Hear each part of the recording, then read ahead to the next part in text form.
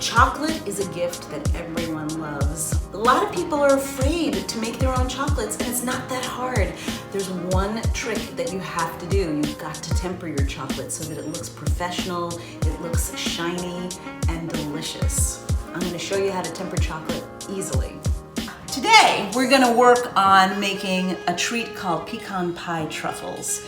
And it's really an economical and delicious thing to give to people. And here's all the equipment you need to make it. We've got graham crackers, we've got chocolate, we've got pecans, sugar, salt, and this is a mixture of maple syrup, bourbon, and a little vanilla. As far as tools, I have a handy dandy little whisk, but you could use a fork. I have dipping forks for chocolate, but you can also use a regular fork.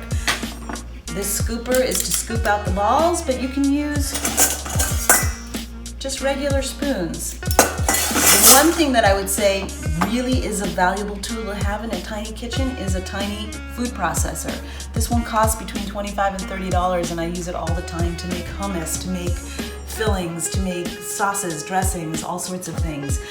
If you don't have a food processor, you can take a pan, put the ingredient you want to chop up in a bag, and you can smash and break it up like the nuts or the graham crackers. Again though, this is a great tool that does it for you. Also, I have a thermometer here. When I temper chocolate, it's really a good idea to have a thermometer. They cost $10, $15 to get an instant read thermometer, and you're going to use it when you make meat, when you make chocolate treats, when you are making ice cream bases. I use it, so it's an invaluable tool. I am going to show you how to make pecan pie truffles. They're so easy to do. You take store-bought graham crackers or your favorite vanilla wafer, whatever you like. I happen to like using cinnamon graham crackers. They're so delicious. Break them up into bite-sized pieces that'll fit into your teeny tiny food processor. If you don't have a food processor, you can use a Ziploc bag and a rolling pin or a bottle to smash the bejesus out of them. But this is so much faster when we get it down to little bite-sized pieces. No, not bite-sized. Very, very crumbly pieces. We're gonna throw in the sugar. This is brown sugar. It's been sitting out just a little bit, so it got a little dry. Again, you want to just incorporate it. You can also use a blender. Now it's nice and fine and powdery. Pour it into your bowl. Then we just add a little pinch of salt. Pinch of salt is good in everything. Makes sweet things taste sweeter, honestly. This is a mixture of maple syrup, bourbon, and vanilla. So good. And then this is some pecans that I've toasted and chopped up also in the food processor. You can toast them in the oven at 350 degrees for like 5 minutes, or you can toast them on top of a stove in a pan. Just keep your eye on them because they will burn. Or you can toast them in a toaster oven. But you must toast the nuts because it helps bring out that really deep, nutty flavor. That goes in. And then I'm just gonna use the best tools I have, which are my own hands, to get this all to come together.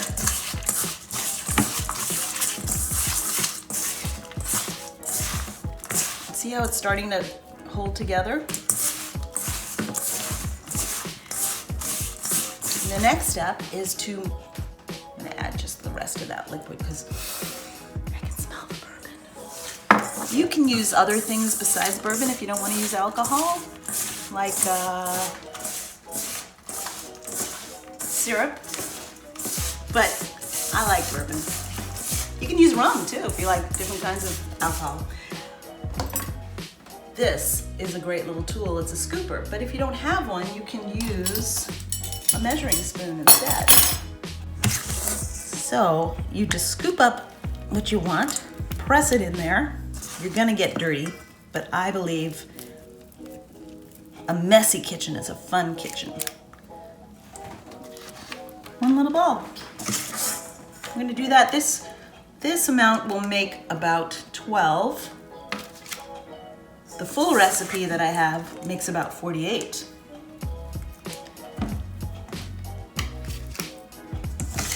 All right, so here's the last one. Now, after you've done the scoopage, I like to take them and just give them a nice press and a little roll in my hands. So I'm taking each one of these. I'm just gonna give them a nice tight pack and a small roll. Pack and roll. Once these are all nicely packed and rolled, we're gonna stick them in the freezer for about 2 hours so they firm up. We are going to temper our chocolate to coat our pecan pie balls.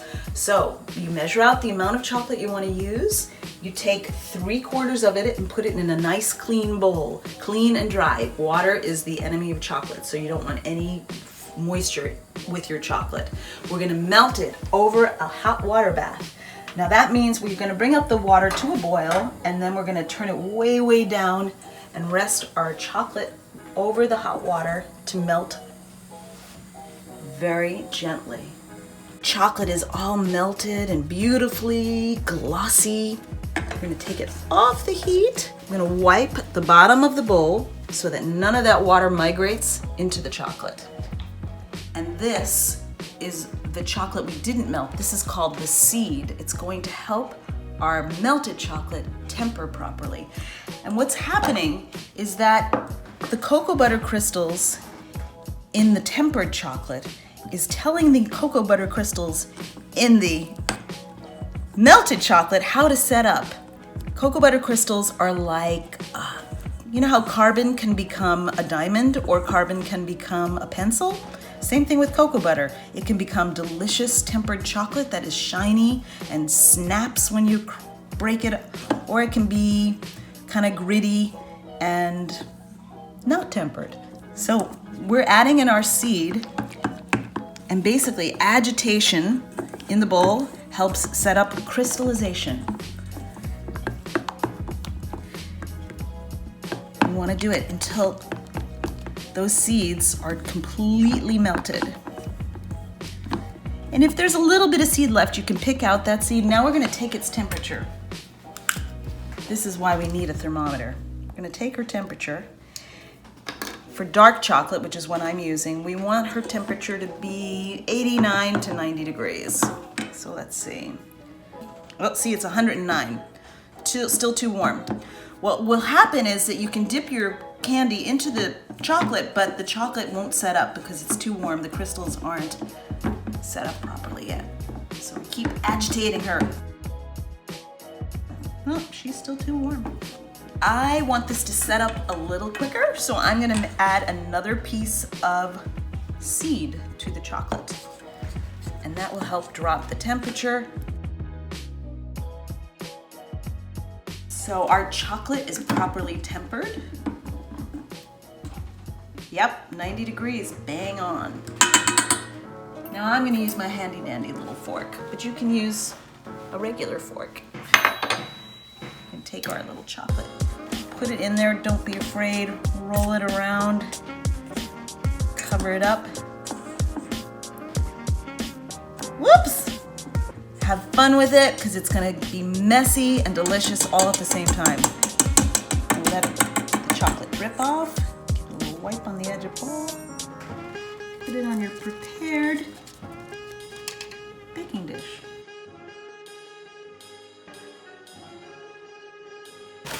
And they're so yummy and simple to make. And if you put them in a beautiful package, people are gonna think you really spent a whole lot of time and money on them.